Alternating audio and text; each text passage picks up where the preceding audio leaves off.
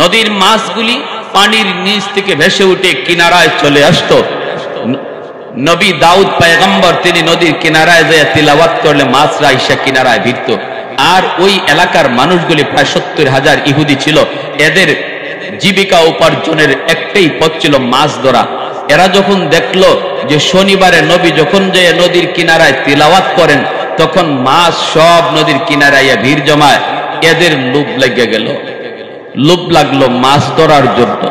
তখন আল্লাহ পাক রব্বুল আলামিন বললেন, আমাদের সাধারণ মানুষের সাথে নয়, চলো মুফতি সাহেবের কাছে যাই, চলো শাইখুল হাদিস সাহেবের কাছে যাই, চলো মুহাদ্দিস সাহেবের কাছে যাই। এটাই হবে বর্তমান যুগের সাধারণ মুসলমানের জবাব।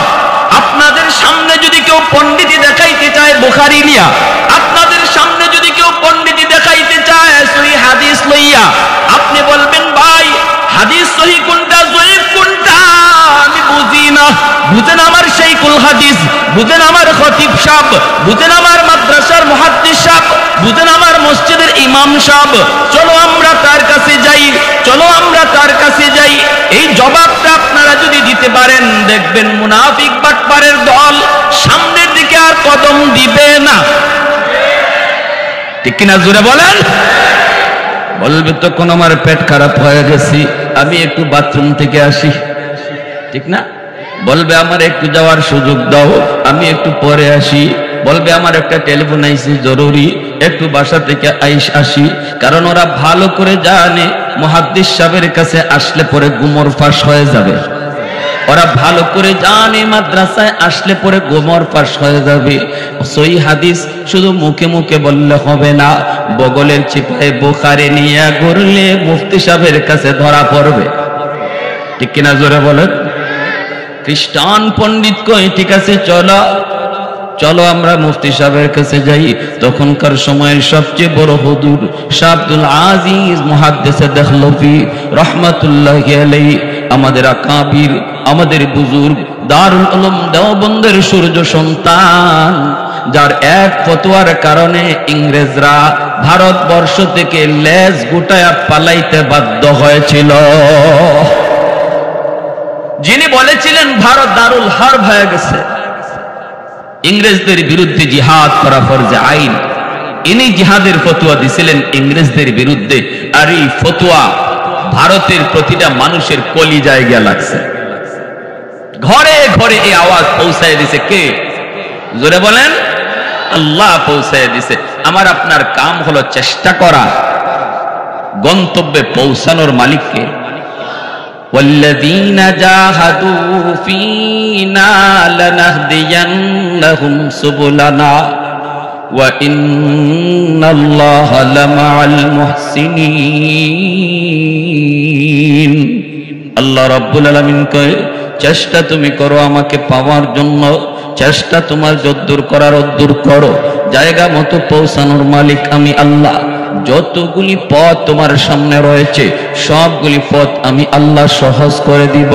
আল্লাহর বলেন এই ফতোয়া ভারতবর্ষের প্রতিটা মানুষের কলিজায় আল্লাহ দিয়া দিলেন, প্রতিটা মানুষের কানে কানে পৌঁছায় দিলেন। ভাইরা বন্ধুরা, শুরু হয়ে গেল আজাদি আন্দোলন, শুরু হয়ে গেল স্বাধীনতা আন্দোলন। আর এই আন্দোলনের জের ধরেই ইংরেজরা ভারত থেকে পালাইতে বাধ্য হয়েছে। অতএব ভারতবর্ষ স্বাধীন হয়েছে উলামায়ে দেওবন্দের কারণে। আওয়াজ দিয়া কও ঠিক কিনা? ইতিহাস তো পড়ায় খালি আগর বাগর আর ভুয়া ভুয়া ইতিহাস পড়ায়, মূল ইতিহাস তো সাধারণ মানুষে জানায় না। এটা ইংরেজদের বহুত বড় চালাকি। বাংলাদেশের স্বাধীনতাও যে ভারতের স্বাধীনতার উপরেই ভিত্তি করে দাঁড়ায় আছে, সেই ভারতবর্ষের স্বাধীন করেছে উলামায়ে দেওবন্দ, নেতৃত্ব দিয়েছে উলামায়ে দেওবন্দ, ফতোয়া দিয়েছে উলামায়ে দেওবন্দ, ইংরেজদের বিরুদ্ধে আন্দোলন করেছে উলামায়ে দেওবন্দ। দিল্লির চাঁদনি চক থেকে নিয়ে খায়বার পর্যন্ত এমন কোন গাছের ডাল ছিল না যেই ডালে কোনো না কোনো আলেমকে ফাঁসি দেওয়া হয় নাই। 50,000 উলামায়ে কেরামকে ইংরেজরা ফাঁসির কাস্টে ঝুলিয়েছে, 2 লক্ষ মুসলমানকে শহীদ করেছে, উলামায়ে কেরামকে ফাঁসিতে ঝুলাইছে। অতএব ভালো করে শুনে রাখো, জাতির যখনই বিপদ আসে তখন উলামায়ে কেরাম এ জাতির নেতৃত্ব দেওয়ার জন্য সবার আগে আগে আসে। উলামায়ে কেরাম যখনই ময়দানে ডাক দেয়, উলামায়ে কেরাম যখনই হাদিসের মসনদ থেকে রাজপথে নামে তখনই মনে করতে হবে এটা আলেমদের ব্যক্তিগত কোনো স্বার্থ নয়, এই স্বার্থটা গোটা জাতির স্বার্থ, এই স্বার্থটা হলো গোটা মুসলিম উম্মার স্বার্থ, এই স্বার্থটা হলো গোটা দেশের স্বার্থ। আলেমরা ব্যক্তি স্বার্থে রাজপথে নামে না, নামে দেশের স্বার্থে। আওয়াজ দিয়ে বলেন ঠিক কিনা? লিল্লাহি তাকবীর, নারে তাকবীর।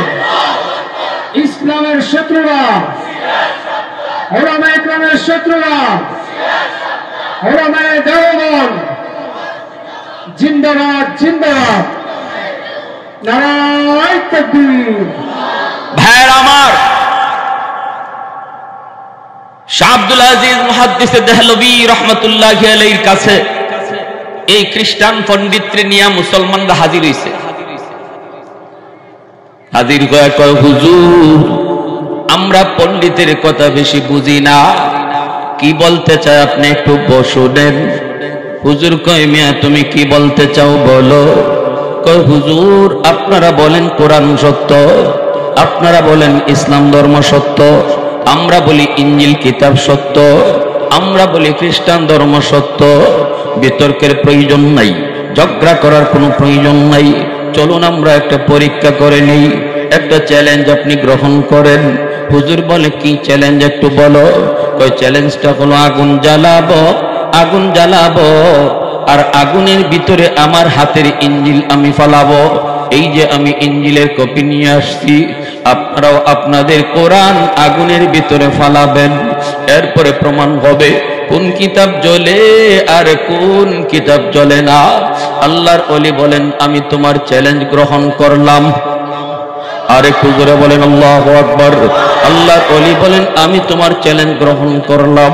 ঠিক আছে, তারিখ ধার্য করো, জায়গা ঠিক করো, মাইকিং করে জানায় দাও, হাজারো হাজারো মানুষের সমাগম ঘটাও। শুধু মুসলমান নয়, অমুসলমানদেরকেও দাওয়াত দাও। আওয়াজ দিয়ে জ্বালানো হয়ে গেল, মাইকিং করে ডেট ঠিক করা হলো, মানুষের কানে কানে পৌঁছে গেল। অসংখ্য গণিত মানুষ ওই তারিখে জায়গা মতো হাজির। বিধর্মীরাও হাজির হয়েছে দেখার জন্য। এটা তো দেখার মতো একটা জিনিস, দেখা যাবে আগুন কোন কিতাবরে জ্বালায়, কোন কিতাব কি জ্বালায় না। হাজারো মানুষের সমাগম। আল্লাহর ওলি মাইকটা হাতে নিয়ে বলেন, উপস্থিত জনতা শোনো, আমার ওই খ্রিস্টান ভাই চ্যালেঞ্জ ছুড়ে দিয়েছে, আগুনের ভিতরে তার হাতের ইঞ্জিলের কপি ফালাবে, আমিও আমাদের কোরআনকে আগুনের মধ্যে ফালাবো। তারপরে দেখা যাবে কোন কিতাব জ্বলে আর কোন কিতাব জ্বলে না। এতে করে প্রমাণ হবে ওই কিতাব সত্য, ওই ধর্ম সত্য, ওই ধর্মের মানুষ তারাও সত্য, এটা প্রমাণ হবে। আমি তো চ্যালেঞ্জ গ্রহণ করেছি, তোমরা ভালো করে লক্ষ্য করে শোনো। আমি কিন্তু চ্যালেঞ্জটা আর একটু বাড়াইয়া গ্রহণ করেছি। আমি একটু চ্যালেঞ্জটা আর একটু বাড়াইয়া, সে তো বলেছে ইঞ্জিল শুধু ফালাবে আর আমি শুধু কোরআন ফালাবো, কিন্তু আমি চ্যালেঞ্জ নিলাম, আমি কোরআন বুকে লইয়া আমি নিজে আগুনে ঝাঁপ দিব, সেও তার ইঞ্জিল বুকে লইয়া আগুনে ঝাঁপ দিবে। তখন দেখা যাবে আগুন কারে জ্বালায় কারে জ্বালায় না। আরে কুজুরে কন্যা সুবহানাল্লাহ। मैं तालिबे मौला हूँ मेरे इश्क़े निराला, मैं तालिबे मौला हूँ मेरे इश्क़े निराला, है जुमला जहाँ जिनके तजल्ली से उजाला, है जुमला जहाँ जिनके तजल्ली से उजाला, मादर दो जहाँ गैर खुदा यार नदारम, जुज़ याद खुदा ही चिदिगुर कार नदारम, जुज़ याद खुदा ही चिदिगुर कार नदारम, আল্লাহর ওলি যখন এত সুন্দর করে চ্যালেঞ্জটা ছুড়ে দিয়েছেন, সাথে সাথে মানুষ উপস্থিত জনতা হাত উঁচু করে তারা সমর্থন দিয়া দিছে।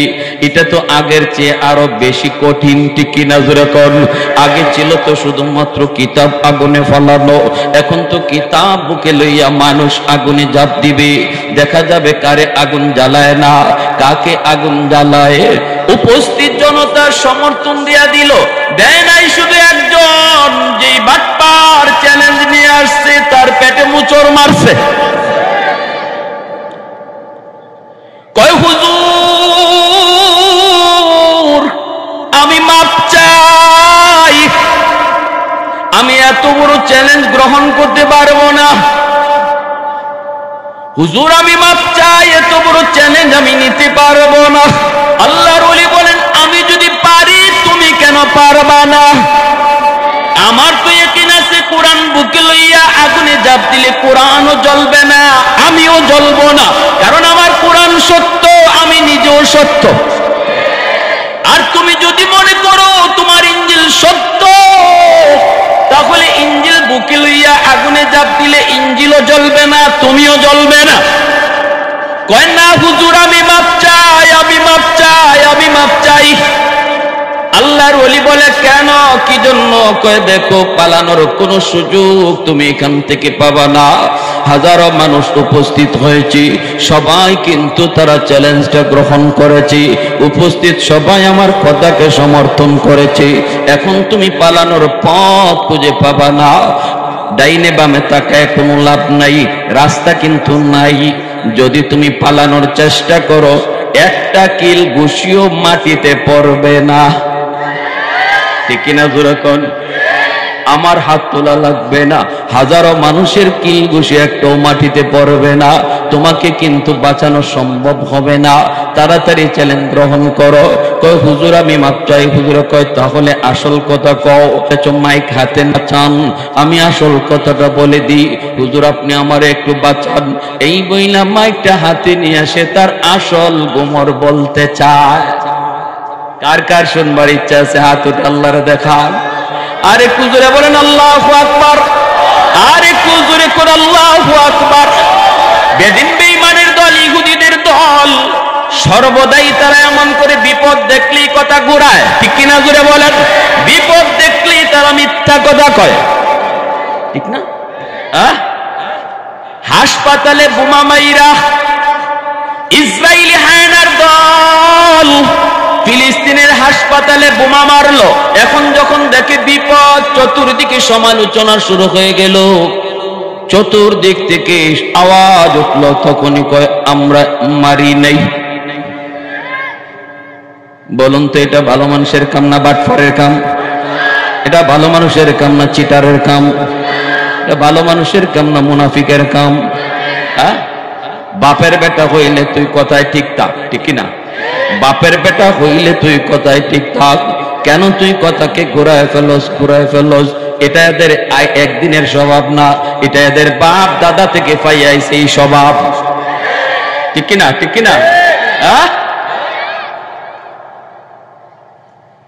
ওয়ালাকাদ আলিমতুল্লাযীনা তাদাউ মিনকুম ফিস-সাবতি ফাকুলনা লাহুম কুনু কিরাদাতান খাসিঈন। আল্লাহ পাক রব্বুল আলামিন কই শনিবারের ব্যাপারে ওরা সীমা লঙ্ঘন করেছে, আমি আল্লাহ ওদেরকে বানর বানায় দিছি। এই বানরের গোষ্ঠী হলো ইহুদির গোষ্ঠী। আওয়াজ দিয়া বলেন ঠিক কি না?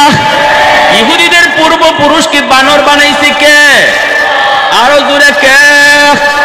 আওয়াজ আসতে কেন? জোরে বলেন কে? আমাদের আওয়াজ যত উঁচু হবে দুশমনের আওয়াজ তত নিচু হবে। আমাদের আওয়াজ যত উঁচু হবে দুশমনের আওয়াজ তত নিচু হবে। অতএব আমাদের আওয়াজ নিচু করার আর সুযোগ নাই, আর ঘুমায় থাকার সুযোগ নাই, আর আমাদের গাফলতি থাকার সুযোগ নাই। এখনই জাগ্রত হওয়ার সময়, এখনই জিহাদের যাবার সময়। যদি আপনার কানে আওয়াজ আসে, ডাক আসে, যুবক ভারতের পাকিস্তান হইয়া ফিলিস্তিনে যাওয়ার সুযোগ বাংলাদেশ সরকার তোমাকে করে দিছে। ফিলিস্তিনের মুজাহিদদের পাশে দাঁড়াইতে কারা কারা প্রস্তুত দেখা?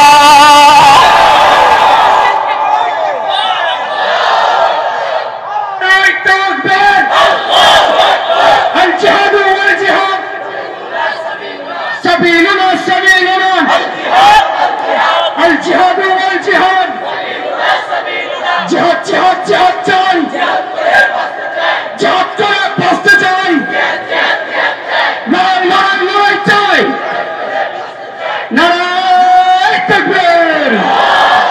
পশ্চিমাদের চোখ পড়েছে কাবাগরের প্রান্তরে, ব্রিটিশ দালাল দল বেঁধেছে ধ্বংস করতে চায় কারে।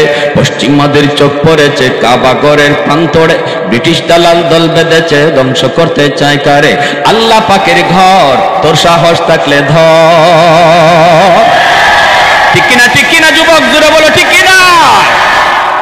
আল্লাহর ঘর বাইতুল্লাহ ধ্বংস করতে আসছিল আব্রাহা, আল্লাহ ধ্বংস করেছে ছোট ছোট পাখি দ্বারা। ঠিক কিনা, আরো যেরকম ঠিক কিনা। আল্লাহর ঘরে হামলা করবে আর আল্লাহ বুঝি চায় চায় দেখবে। পশ্চিমাদের চোখ পড়েছে কাবাগরের প্রান্তরে, ব্রিটিশ দালাল দল বেঁধেছে ধ্বংস করতে চায় কারে। আল্লাহ পাকের ঘর, তোর সাহস থাকলে ধর। দু জাহানের মালিক যিনি, পবিত্র কাবা।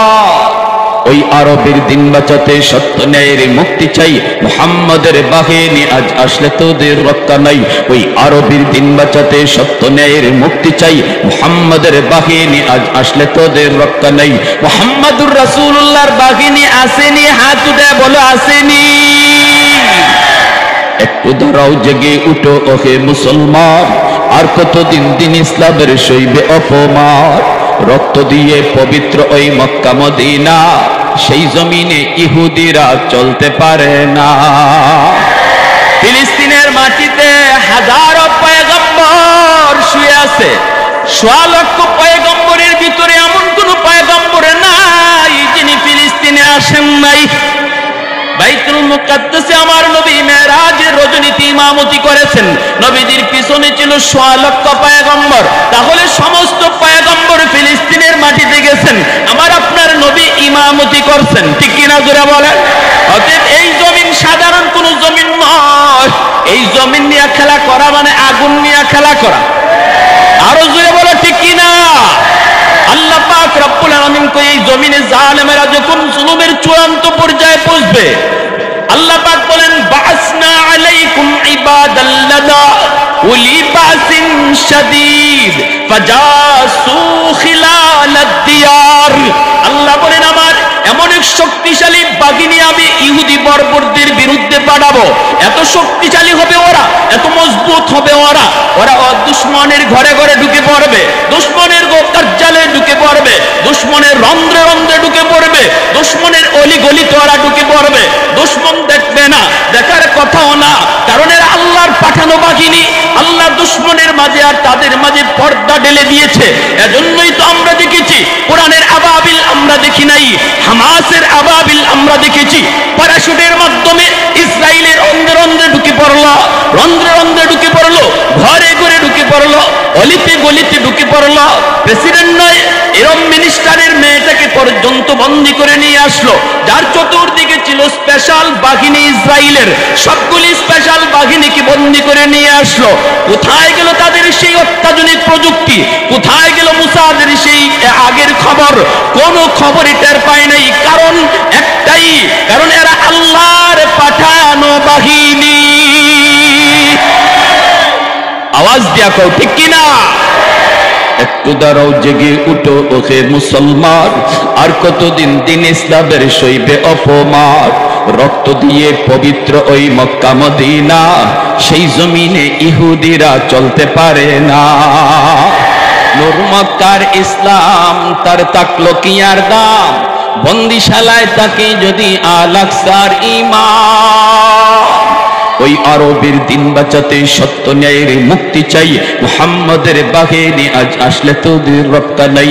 ওই আরবের দিন বাঁচাতে সত্য ন্যায়ের মুক্তি চাই, মুহাম্মাদের বাহিনী আজ আসলে তোদের রক্ষা নাই। পশ্চিমাদের চোখ পড়েছে কাবাগরের প্রান্তরে, ব্রিটিশ দালাল দল বেঁধেছে ধ্বংস করতে চায় কারে। আল্লাহ পাকের ঘর, তোর সাহস থাকলে ধর। দু জাহানের মালিক যিনি, পবিত্র কাবা। ওই আরবের দিন বাঁচাতে সত্য ন্যায়ের মুক্তি চাই, মুহাম্মাদের বাহিনী আজ আসলে তোদের রক্ষা নাই। মুহাম্মাদুর রাসূলুল্লাহর বাহিনী এখানে কারা কারা হাত উঠে দেখাও আসেনি? আরে খুজুরে বলে আসেনি। বর্বর ইহুদিরা অপেক্ষায় আছে দাজ্জালের। এরা দাজ্জালের চেলা, ঠিক কিনা? 25 জন নবী পয়গম্বরকে ইহুদিরা হত্যা করেছে। এতটা বর্বর জাতি, দাজ্জালের অপেক্ষায়। দাজ্জালও ফিলিস্তিনে আসবে, ইমাম মাহদিও ফিলিস্তিনে আসবেন। ওরা অপেক্ষায় দাজ্জালের, আমরা অপেক্ষায় ইমাম মাহদির। ওরা অপেক্ষায় এরা দাজ্জালের চেলা হবে, আমরা অপেক্ষায় ইমাম মাহদির সৈনিক হব। আওয়াজ দিয়ে বলেন ঠিক কিনা? সময় এসেছে, সময় খুব কাছাকাছি। ইমাম মাহদি আসার সময় বেশি দিন নাই, খুব কাছাকাছি। সমস্ত বেঈমান এক হয়ে গেছে। আমেরিকা তার পাওয়ার নিয়ে ইসরায়েলের পাশে হাজির হয়েছে, সমস্ত শক্তি নিয়ে হাজির হয়েছে। পৃথিবী দুই ভাগে ভাগ হয়ে গেছে, একদল জালেমের পক্ষে আর একদল মজলুমের পক্ষে।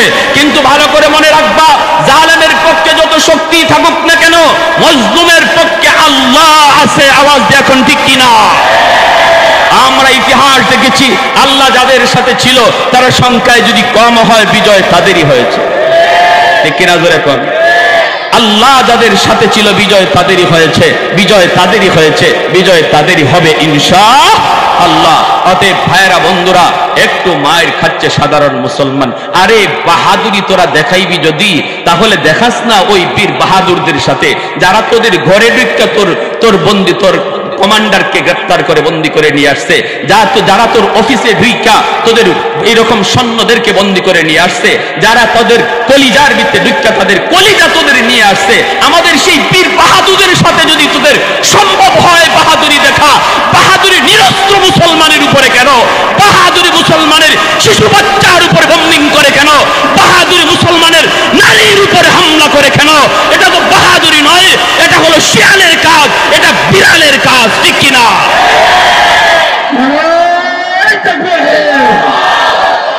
ইসরায়েলের আস্তানা ভেঙে দাও, গুড়িয়ে দাও।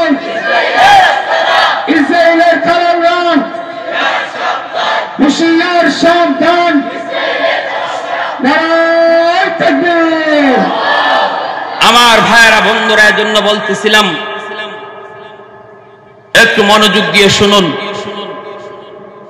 দাউদ আলাইহিস সালামের জমানা, আল্লাহ পাক রব্বুল আলামিন বলেন, বন্ধু তুমি তোমার উম্মতকে জানায় দাও, তোমার জাবুর কিতাব তেলাওয়াত করার সময় নদীর মাছ তেলাওয়াত শোনার জন্য নদীর কিনারায় আসে।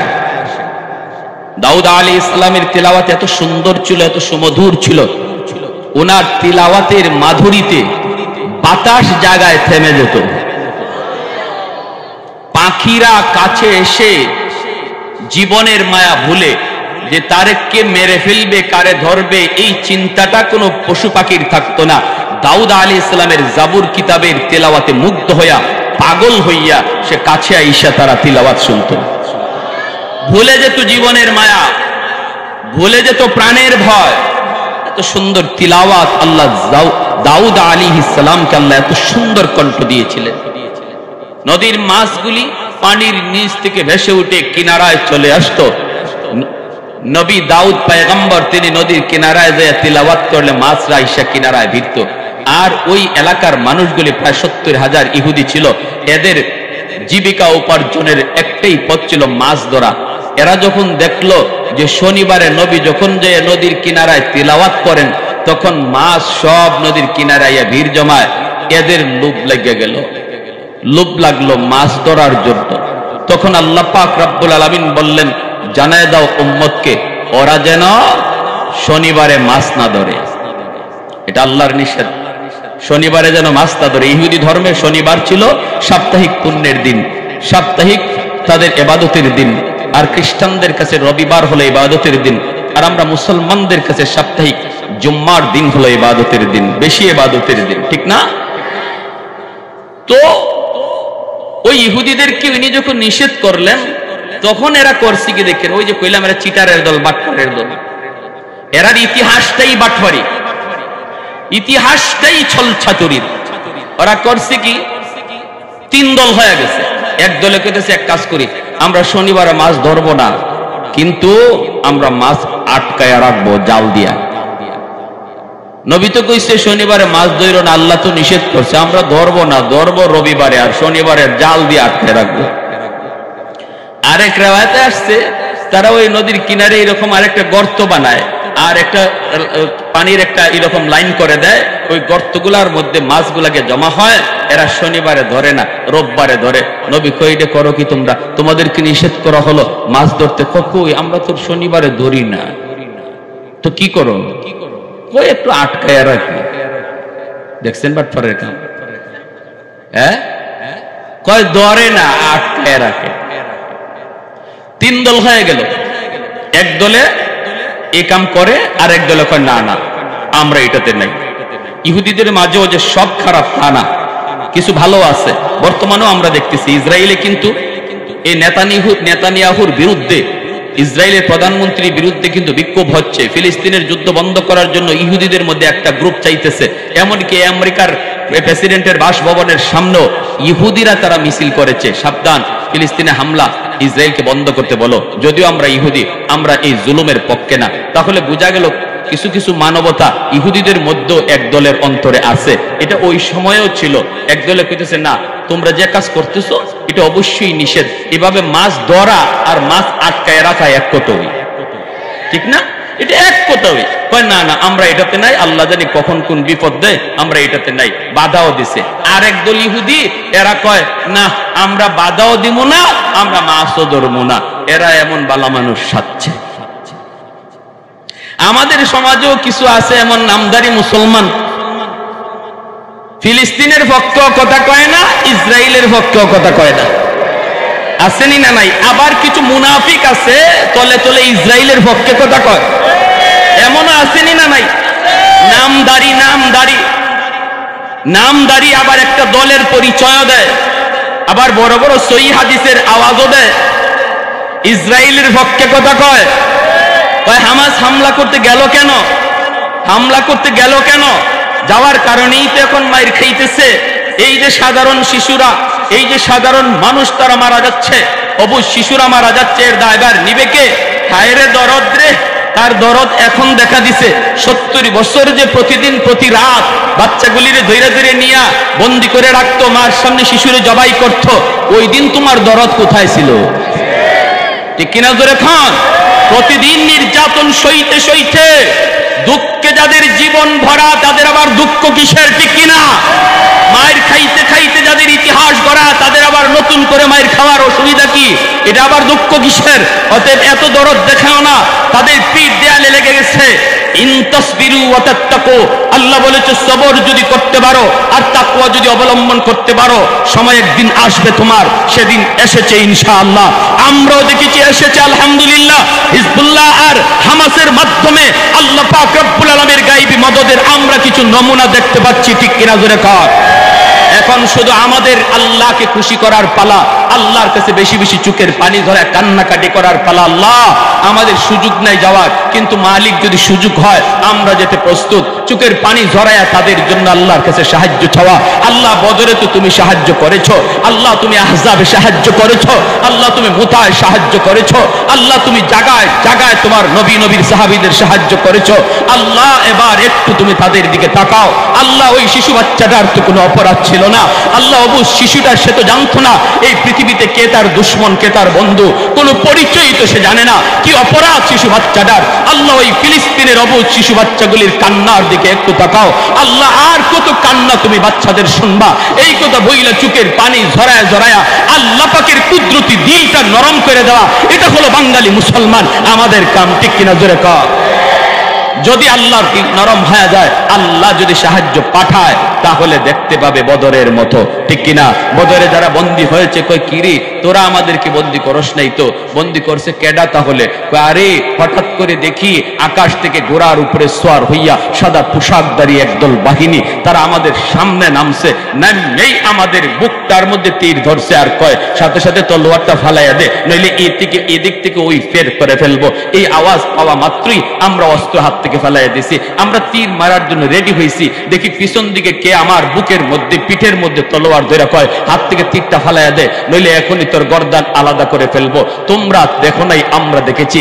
আর দেখেছি ইবলিস, যে ইবলিস বদরে বলেছ ইন্নী জারুল লাকুম, আমি তোমাদের সাথে আছি। যেভাবে আমেরিকা আজকে ইসরায়েলকে বলতেছে আমি তোদের পাশে আছি, কোনো ভয় নাই। বদরে ইবলিসও বলেছিল আমি তোদের সাথে আছি। আবু জাহেল কোনো টেনশন নাই, কোনো টেনশন নাই, আমি ইবলিস সাথে আছি। কিন্তু কিছুক্ষণ পরেই যখন দেখে অদৃশ্য বাহিনী আকাশ থেকে নামতেছে, তখন ইবলিসে কয় ইন্নী আরা মা লা তারাউন, আমি যা দেখতেছি তোরা তা দেখোস না। ইন্নী আখাফুল্লাহ, আমি আল্লাহরে ডরানির মতো ডরাই।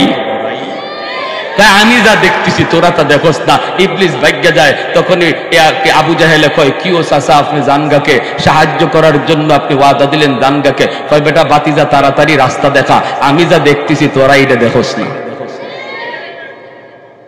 ঠিক কিনা?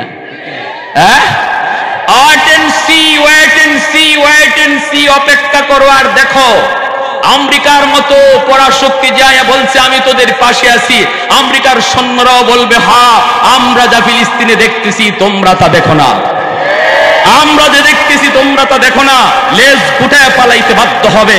ইনশাআল্লাহ সেদিন আসতেছে। ঈমানকে জাগ্রত করতে হবে।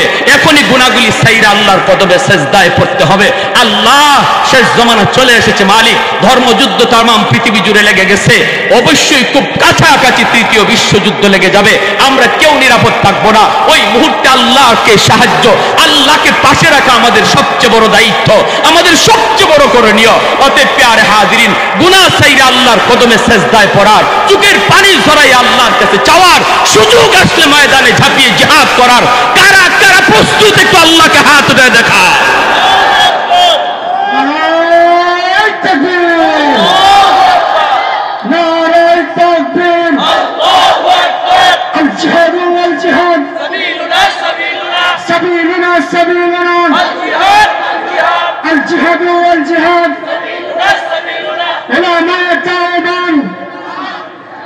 जिंदाबाद जिंदाबाद अलकोने आलो घरे घरे चलो फिलिस्तीन फिलिस्तीन जिंदाबाद जिंदाबाद एक्शन एक्शन उलमा-ए-किरामेर एक्शन ছাত্র জনতার एक्शन হামাসের एक्शन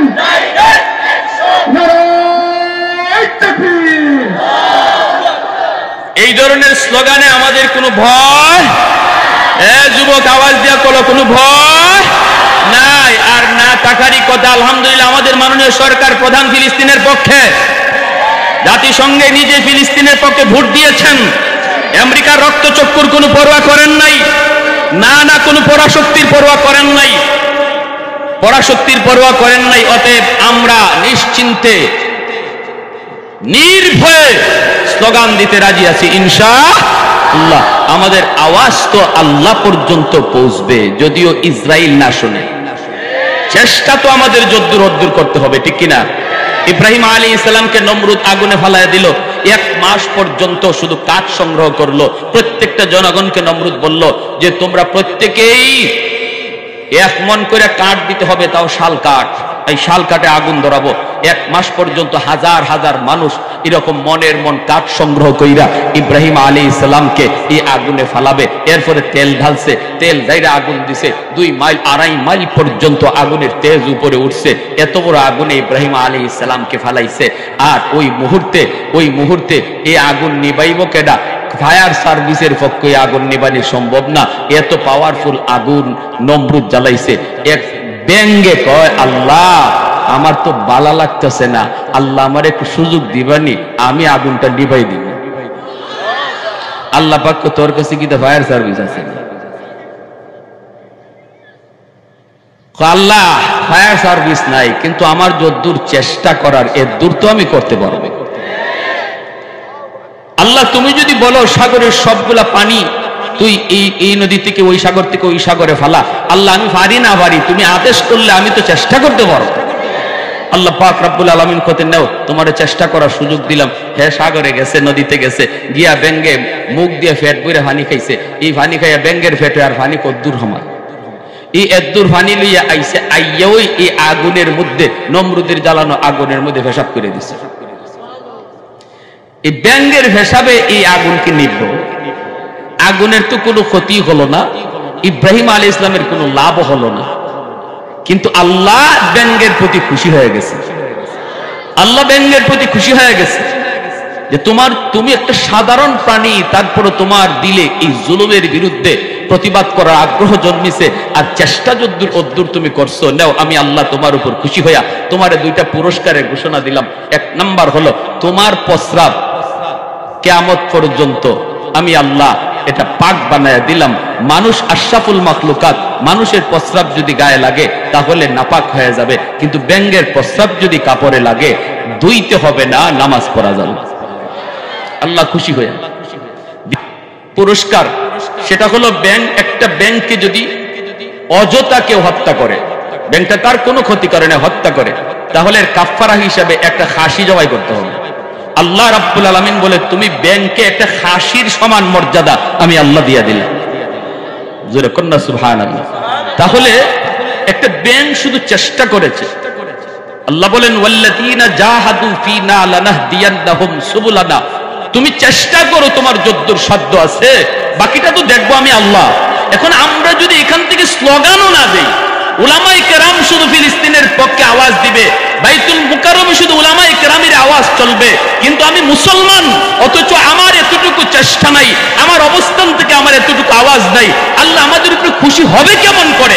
আমার জায়গা থেকে যদি আমি প্রতিবাদ করি, লেখনির ক্ষমতা আছে, লেখার দ্বারা জালেমের জুলুমের বিরোধিতা করব, কথার দ্বারা যদি শক্তি থাকে কথা দিয়ে আমি সেটার প্রতিবাদ করব। আমি যেখানে আসি, যে চেয়ারে বসে আছি, এখান থেকে যদ্দূর করণীয় আমি করব, বাকিটা করার দায়িত্ব নেবেন কে? ঘরে বসে থাকলে আল্লাহ পাক রব্বুল আলামিন পারতেন না বন্ধু বদরে তোমার যাওয়ার দরকারই নেই, আমি আল্লাহ দেখতেছি? এই কথা আল্লাহ পারতেন না বলতেন?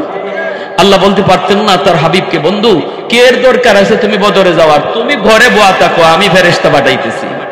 কিন্তু না, আল্লাহ পাক বলেন বন্ধু চেষ্টা তো করো, চেষ্টা তো করো, বাকিটা দেখবো আমি আল্লাহ। এজন্য আমাদের চেষ্টা আছে না? আমাদের চেষ্টা আছে না? আমাদের প্রত্যেকের মনে আগ্রহ আছে না? আছে তো ইনশাআল্লাহ। আমাদের মাননীয় সরকার প্রধান যেহেতু তিনি পক্ষে, জুলুমের বিপক্ষে, জালেমের বিপক্ষে, যদি কোনোদিন সুযোগ করে দেওয়া হয় তাহলে প্রস্তুত কারা কারা? ইনশাআল্লাহ সবাই প্রস্তুত ইনশাআল্লাহ। আল্লাহ তুমি আমাদের হাতটাকে দেখো মালিক, আমরা দিল থেকে বলতেছি মালিক, মরতে তো হবেই একদিন, সাধারণ বিছানায় মরণ আমরা চাই না। আল্লাহ আমাদের মরণ যখন আছেই, কুল লা ইউসিবানা ইল্লা মা কাতাবাল্লাহু লানা, আল্লাহ আমরা শাহাদাতের মরণ চাই, আমরা শাহাদাতের মরণ চাই। আল্লাহ আমাদের সুযোগ দিলে আমরা এই জিহাদে যাইতে প্রস্তুত ইনশাআল্লাহ। আল্লাহ কবুল করো, জোরে কোন আমিন। डरते नहीं दुनिया में मुसलमानों किसी से, डरते नहीं दुनिया में मुसलमानों किसी से, जब मिल गई है दौलत ईमान नबी से। ऐ मर्द मुसलमान ही तो मर्द मुसलमान, एक हाथ में तलवार है एक हाथ में कुरान। ऐ मर्द मुसलमान ही तो डरती किसी है, दुश्मन की मकाबिल तेरा नारा ये तकबीर है, दुश्मन की मकाबिल तेरा नारा ये तकबीर है। अल्लाहु আকবার। জিহাদের ময়দানে খালিদ বিন ওয়ালিদ দুশমন হলো 40,000, তারা মাত্র 40 জন। এরপরও দুশমন পরাজিত হয়, খালিদ বিন ওয়ালিদের হাতে বন্দী হয়। কি রে তোরা এত বেশি কেমন করে বন্দী হলে? কাফেররা কয় তোদের অস্ত্রের কারণে আমরা পরাজিত হই নাই। মুসলমান ময়দানে যে নারায়ে তাকবীরের আওয়াজ তুলে, যখনই ময়দানে মুসলমানের নারায়ে তাকবীরের আওয়াজ উঠে, তখনই আমাদের কলিজার ভিতরে ভয় ঢুকে যায়। এমনকি একজন বন্দী কয়, আমি নিজের চোখে দেখছি আমাদের কয়েকজন সৈন্যের অন্ডকোষ জয়রা পড়ে গেছে। মুসলমানের নারায়ে তাকবীরের আওয়াজ, নারায়ে তাকবীরের পাওয়ারের ভিতরে আল্লাহ এত শক্তি রেখে দিয়েছে। অতএব আজকে আমরা আমাদেরকে চিনি না, বিদায় আজকে আমাদের এত বড় পরাজয়, এত বড় পরাজয়। এজন্য ভাইরা বন্ধুরা একটু মনোযোগ দিয়ে শুনেন। দাউদ আলাইহিস সালামের ওই জমানায় ইহুদি 3 দলে বিভক্ত হয়ে গেল। এক দল কয় না আমরা বিরোধিতাও করব না, আমরা অন্যায় করব না। আল্লাহ পাক রব্বুল আলামিন ওই 2 দল, যেই 2 দলের ভিতরে এক দল জুলুমের মধ্যে শিকার আছিল, আর যারা নীরব আছিল বাধাও দেয় নাই, এই দুনো দলকে আল্লাহ পাক রব্বুল আলামিন বানর বানায় দিয়েছে। কি বানায় দিয়েছে জোরে কোন? সকালবেলা তারা যায়, যারা এই খারাপ কাজ করে নাই, আল্লাহর বিরোধিতা করে নাই, আবার এদের সাপোর্টও করে নাই, বাধা দিছে, কয় না রে এমনটা করিস না। এরপরও যখন মানে না, ওরা পার্টিশন দিয়া দিছে, কই তোরা তোদের জায়গায়, আমরা আমাদের জায়গায়, না না আমরা তোদের সাথে একত্রে থাকতে রাজি না। কখন জানি আসমানি গজব নামে। সকালবেলা গেছে দেখি তাদের ফটক খোলা হয় না, গেট খুলে না। সকাল ঘনায় গেল, না 9টা 10টা বেজে গেল, এরপরও তাদের গেট খুলে না। তখন তারা গেট ভাঙে ভিতরে ঢুকলো। ভিতরে ঢুইকা দেখি ওই মুনাফিকের দল, ষড়যন্ত্রকারীদের দল, আল্লাহর অবাধ্য যারা ছিল তাদের প্রত্যেককে আল্লাহ পাক রব্বুল আলামিন শুয়োর বানায় দিছে, শুয়োর। এই শুয়োরগুলি তখন তারা একে অপরকে চিনত। তখন যে মানুষগুলি তাদের কাছে গেল, কেউ ভাই, কেউ চাচা, কেউ বন্ধু, ওই বন্ধুর পায়ের কাছে আইসা চোখের পানি ধরায় শুয়োরগুলি কাঁদতেছে। ভাইয়ের পায়ের পাশে আইসা শুয়োরগুলি কান্দে, বন্ধুর পায়ের পাশে আইসা শুয়োরগুলি কান্দে। কান্দে কান্দে বোঝায় তোমরা বাধা দিছিলা, এরপর আমরা বাধা মানি নাই, যার কারণে আল্লাহর গজব, আল্লাহর গজব আমাদের উপরে নামছে। ভাইরা বন্ধুরা, ওই জাতি হলো ইহুদি জাতি, যেই জাতির পূর্বপুরুষকে আল্লাহ পাক বানর বানায় দিছিল, শুয়োর বানায় দিছিল। ভাইরা বন্ধুরা, জন্য আল্লাহ পাক রব্বুল আলামিন, আল্লাহ পাক রব্বুল আলামিন কোরআন যতদিন আমাদের মধ্যে থাকবে আল্লাহ আমাদেরকে ইজ্জত দিবে, সম্মান দিবে। শাহ আব্দুল আজিজ মুহাদ্দিস দেহলভী রাহমাতুল্লাহি আলাইহি কয়, আমি যদি পারি তুমি কেন পারবা না? কয় হুজুর মাপ চাই, আমি আসল কথা বলি। কয় তাহলে বলো। মাইকটা হাতে নিয়ে কয়, ও উপস্থিত জনতা, আমি একটা বাটপার, আমি একটা চিটার, নিজের পরিচয় দিতেছি। আমি যে ইঞ্জিল কিতাব হাতের মধ্যে নিয়ে এখানে আসছি, এই ইঞ্জিলটা মূলত একটা কেমিক্যাল মাখানো, মেডিসিন মাখানো। এটা এমন এক কেমিক্যাল মাখায় আমি ইঞ্জিল কিতাব নিয়ে এখানে হাজির হয়েছি। এই ইঞ্জিল কিতাবের ভিতরে যেই মেডিসিন মাখানো, কেমিক্যাল মাখানো, এই কেমিক্যালটা যে কোনো বস্তুর মধ্যে যদি মাখায় আগুনে ফেলানো হয়, তাহলে আগুন বস্তুটাকে জ্বালাবে না। এটা বস্তুর কোনো কেরামতি না, এটা হলো কেমিক্যালের কেরামতি, মেডিসিনের কেরামতি। আমার হাতের ইঞ্জিল যেই মেডিসিন মাখানো, এই মেডিসিনের কারণে, কেমিক্যালের কারণে আগুন ইঞ্জিলকে জ্বালাবে না। কিন্তু আমি তো আমার বডিতে কেমিক্যাল মাখাই নাই। আমি যদি ইঞ্জিল বুকে লইয়া আগুনে ঝাঁপ দেই, আগুন আমার ইঞ্জিলকে জ্বালাবে না ঠিক, কিন্তু আমাকে সারবে। জোরে কও, কারণ আমার বডিতে কেমিক্যাল নাই। আগুনে কিন্তু আমারে 12টা বাজায় সারবো, আমারে কিন্তু সার দিব না। এজন্য আজকে আমি পরাজিত।